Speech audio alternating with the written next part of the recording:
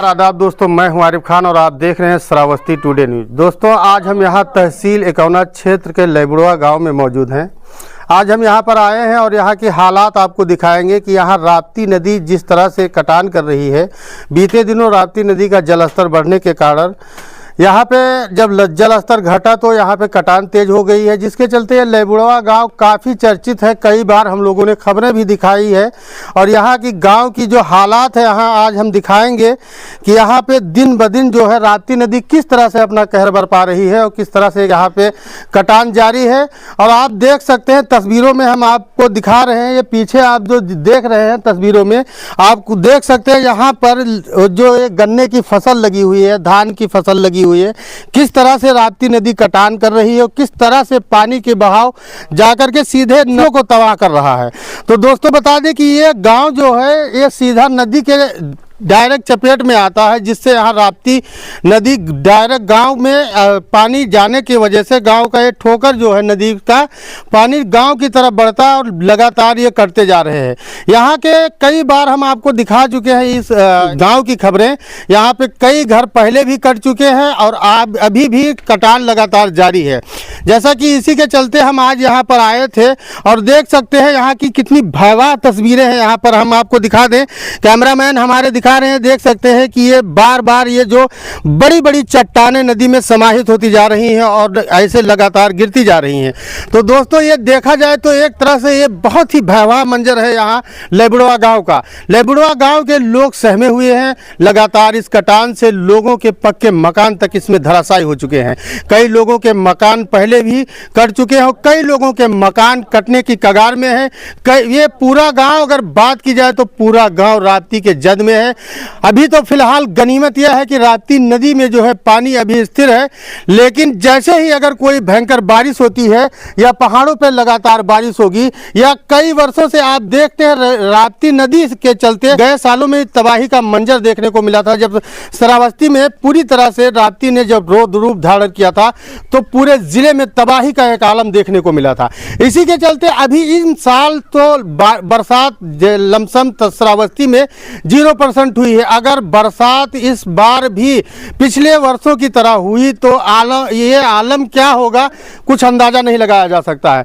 आप देख सकते हैं कि जब इस छोटे से बारिश में और छोटे से पानी अभी आया ही है, बहुत हल्का पानी आया है, तो ये लेबुड़वा गांव का ये हालत है।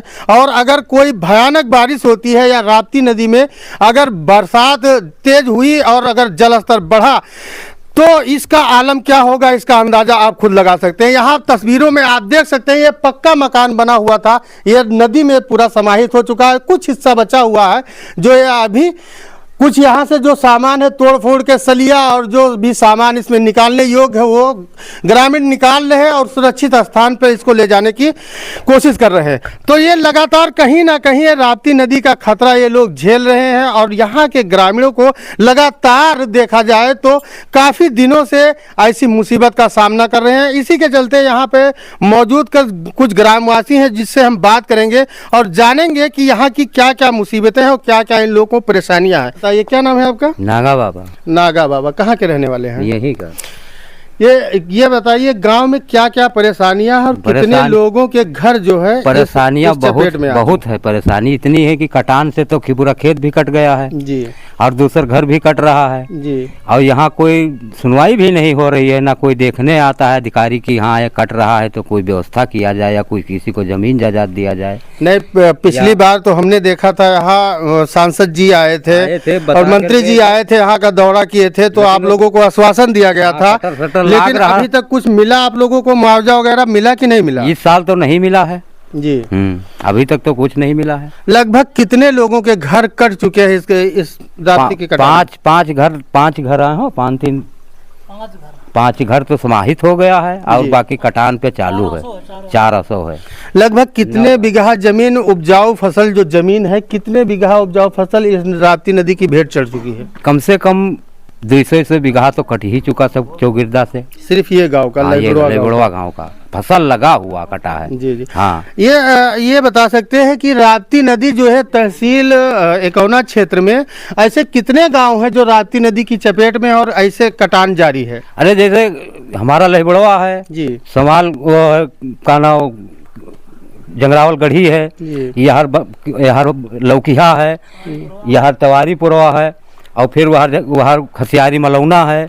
ये 4-6 गांव इतने चपेट में हैं कि बिल्कुल ये समाहित हो रहे हैं। देखो कट रहा है गमागम, हैं गिर रहा है। जैसा कि देख सकते हैं दोस्तों, अभी हम यहाँ अभी हमको कुछ ही देर पहले हम यहाँ पर आए हैं। आप देख सकते हैं यहाँ पे कटान चालू है। हम आए थे तो यहाँ करीब कम से कम 5 फीट जमीन जो है यहाँ आगे दिख रही थी। वहाँ पे खड़े होकर के हमने वीडियो भी शूट किया है, लेकिन वहाँ पे 5 फीट जमीन मेरे आने के बाद भी राप्ती की भेंट चढ़ चुकी है।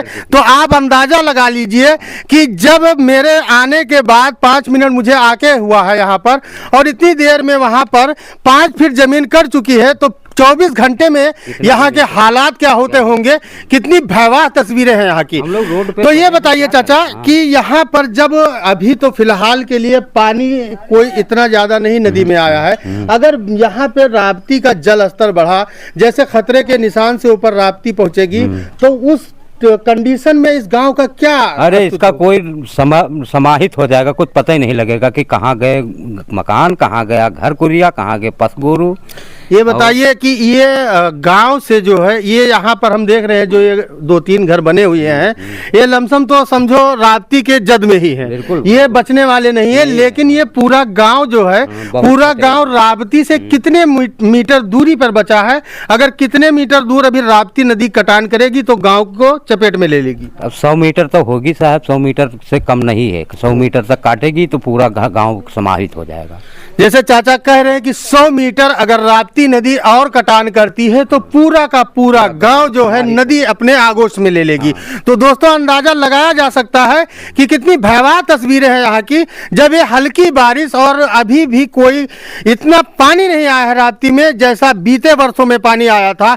अगर वैसे हालात हो जाते हैं तो क्या यहाँ के हालात होंगे, अंदाजा नहीं लगाया जा सकता है।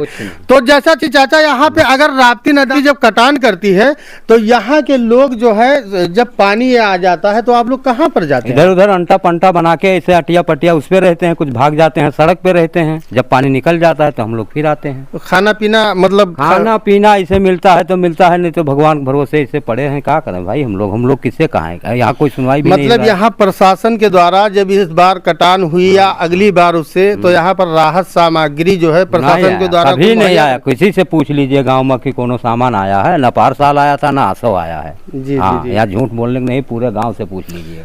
आप लोग प्रशासन को क्या संदेश देना चाहते हैं, क्या मांग कर रहे हैं आप लोग? मांग तो यही है कि हमारा या तो नदी सीधी होनी चाहिए, या तो यह बंधा पूर्ण रूप से पूरा कार्यकाल पूरा करा जाए, और या तो हम लोग उनको 3 जमीन दिया जाए। तीन मांग है। जी। हाँ, क्योंकि तो नदी सीधी होनी चाहिए, और या तो ये बंधा प्रयुक्त बंधाना चाहिए कि खूब ऊंच की ये कटे ना फिर दोबारा, और ना बंद है तो सीधा नदी सीधी होनी चाहिए। लगभग इसमें कितने लोगों का घर कट चुके हैं गांव में? अब 10 घर तो बिल्कुल समाहित हो गया, उसको तो पता ही नहीं है कि कहाँ है इसी नदी में।